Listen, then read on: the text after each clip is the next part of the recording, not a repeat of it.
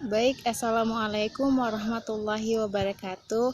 Perkenalkan, nama saya Siti Hajar dari kelas C sore semester 5.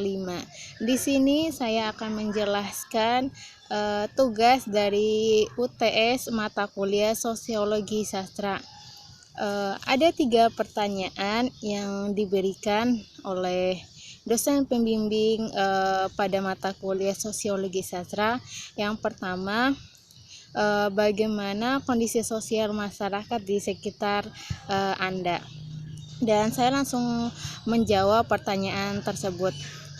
Kondisi masyarakat di sekitar saya, atau saya akan menjelaskan kondisi lingkungan di tempat saya tinggal.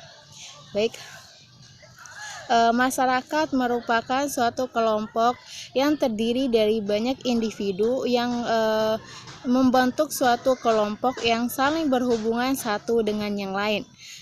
Masyarakat di sini masih sangat menjunjung tinggi adanya adat istiadat, saling menolong, bergotong royong, dan hidup rukun satu dengan yang lain. Selanjutnya, pada tradisi maupun adat istiadat di sini masih sangat dipertahankan. Dilihat dari adanya sanggar yang dibentuk oleh anak muda sendiri di Desa Belo, sehingga budaya di sini masih sangat dilestarikan. Anak muda masih ikut serta dalam pengembangan dan pelestarian budaya di Bima sendiri. Baik dari segi pendidikan, pendidikan yang kita tahu saat ini masih belum beraktivitas dengan baik. Di sini juga pendidikan masih ditutup karena kita tahu sendiri bahwa terjadinya atau adanya virus corona di Indonesia. Oleh karena itu, anak-anak dihimbau dan diminta untuk belajar di rumah saja. Dan selanjutnya dari segi ekonomi, pendapatan dan perekonomian yang dihasilkan oleh masyarakat di Desa Belo sendiri masih mengandalkan hasil pertanian mereka atau hasil panen mereka. Namun pada tahun ini hasil panen mereka sangat menurun sekali dibanding dengan tahun-tahun sebelumnya, dikarenakan cuaca dan kondisi alam yang tidak mendukung.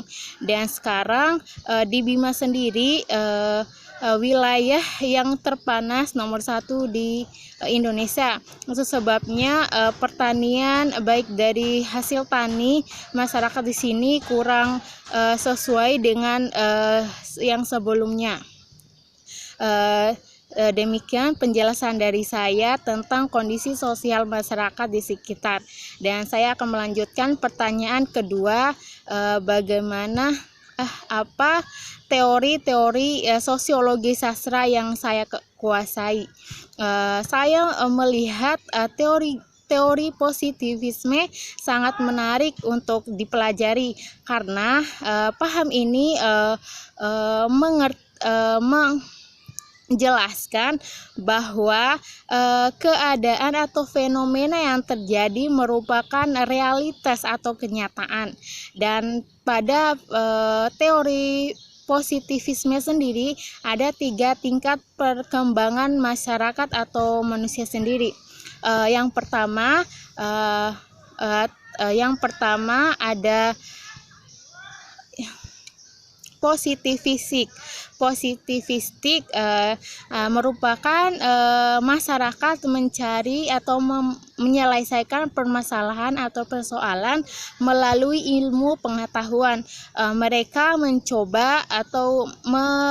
mencoba melakukan suatu bidang ilmiah untuk pada lingkungannya untuk mereka dapat menyelesaikan permasalahannya. Yang kedua, metafisik.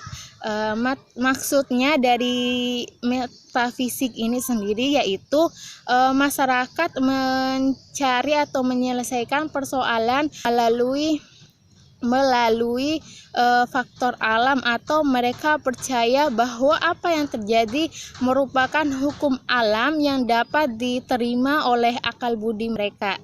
Dan terakhir, teologis, maksudnya adalah masyarakat mencari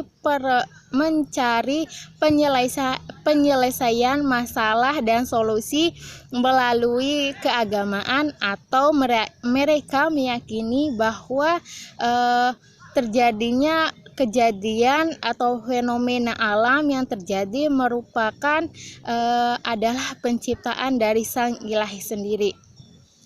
Itu yang bisa saya jelaskan dari poin nomor 2 sendiri.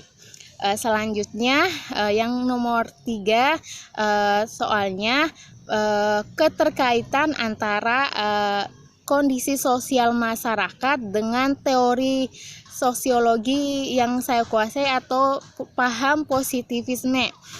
Menurut saya sangat erat kaitannya, karena yang pertama dilihat dari positivistik, masyarakat pada umumnya atau di sekitar saya menyelesaikan permasalahan atau persoalan yang dihadapi dengan ilmu pengetahuan mereka.